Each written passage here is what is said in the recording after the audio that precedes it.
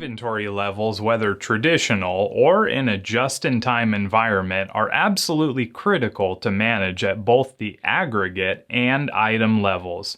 Because just-in-time organizations do not have large amounts of inventory on hand, measuring and tracking inventory is absolutely critical. There are many different measures that are used to track inventory at an aggregate and item level. And with that in mind, we will not dig into the details of each of the inventory measurements. Rather, we will simply share in this video a brief introduction as to why measurement is important in the just-in-time system. To start, inventory measures are typically tracked in either days of supply or by the number of times the inventory turns over per year.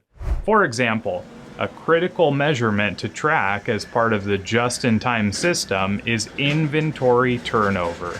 Inventory turnover is the number of times your inventory cycles or turns over in a year or other defined period. Another powerful inventory management measure is days of supply.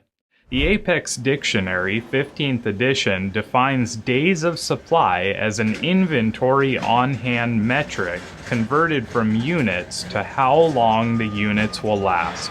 For example, if there are 2,000 units on hand and the company is using 200 per day, then there are 10 days of supply. As you can see, the days of supply metric is a useful metric that can show an organization how many days their existing inventory will last before it reaches zero or drops into their safety stocks. These two measurements are absolutely critical in a just-in-time environment. Because products are built only to the demand and based on the pull of the customer, it is crucial that metrics are used to track and manage your inventory. If they are not, delays in shipping can occur along with other forms of waste. As you hone in on which inventory metrics will work best for your organization, you will better be able to build, ship, and receive payments for items and services. Keep in mind, though, that while days of supply and inventory turnover are crucial, you must also monitor the level of your inventory.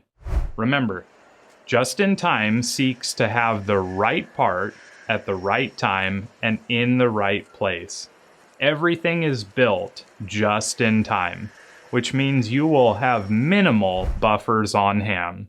Be sure to check the handouts and descriptions for more information on what metrics you can use to track inventory levels in the just-in-time system.